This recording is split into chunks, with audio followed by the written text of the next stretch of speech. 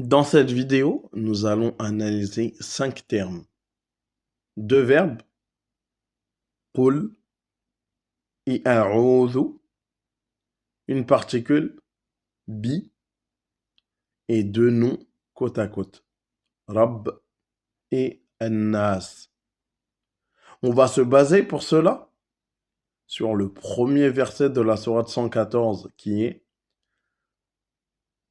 Allah nous dit après A'udhu billahi minash shaytanir rajim, Bismillahir rahmanir rahim, Qul a'udhu bi rabbin nas. Ce qui veut dire dans le sens des versets, dit je cherche protection auprès du Seigneur des hommes. Le premier terme qui compose ce noble verset est un verbe, qul. Sa racine trilitère est qaf, waw, lam. Son sens dans le verset, dans les traductions, est dit, deyes. Sa conjugaison, selon le shem, fa'ala, le fa du verbe, c'est le qaf, le ayn du verbe, c'est le waw, et le lem du verbe, ça reste le lem. Eh bien, c'est full. Pourquoi? Parce qu'on a enlevé le waw, qui était le ayn du verbe. Il nous reste le fa, c'est-à-dire la première lettre de son origine, de sa racine, et le lem, qui est la dernière lettre de son origine. Et on replace les voyelles, donc ça nous donne full. Et il est conjugué à quoi? Il est conjugué au mode impératif qui est à l'ordre, d'accord? Et il est à la deuxième personne qui est anta ou bien tu.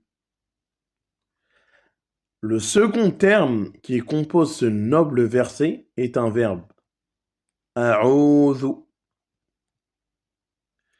Et sa racine trilitère, c'est le ayn, le waw et le zel. Son sens dans le verset est je cherche refuge. Sa conjugaison selon le shem fa'ala, c'est af'alu. Parce que ayn, waw, zel, c'est le fa, le ayn et le lem. Et on les retrouve, a'udhu, mais on a juste rajouté le a. Donc, af'alu. Il est conjugué au mudari' qui est le présent, marfou' de l'indicatif.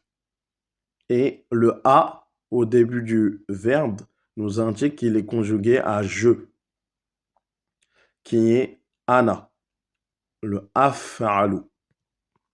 Le troisième terme qui compose ce noble verset est une particule, bi.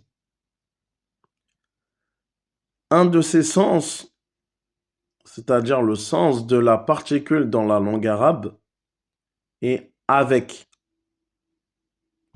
Et son sens dans les traductions, dans ce verset, dans ce noble verset, auprès du. Un exemple d'utilisation de cette particule dans une phrase, on peut dire A'udhu bika minash shaytanir rajim.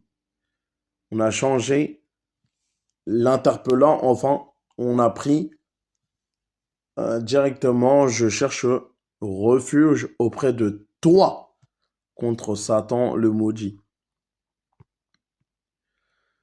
Le quatrième terme qui compose ce noble verset est un nom, Rabb.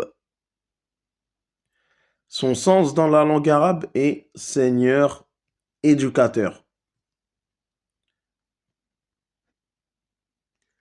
Son sens dans le verset est Seigneur. Est-ce que le nom est défini? C'est-à-dire qu'il a le, la, les, etc. Oui, on dira qu'il est défini. Pourquoi? Car c'est le premier terme de l'annexion, c'est-à-dire qu'il est lié avec le mot qui est à côté et le mot qui lui est affilié a bien Elif Lam, qui est les hommes. Ce sera les hommes. Donc, c'est comme si on disait le Seigneur. Il est aussi défini.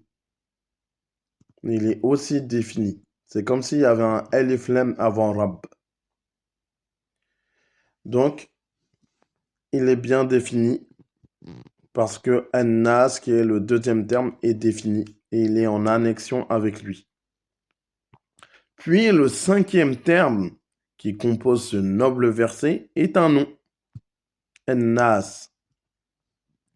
Son sens dans la langue arabe est homme. Son sens dans le verset est homme au pluriel. Et est-ce que le nom est défini? Oui, il est défini car il a le alif lam qui le précède.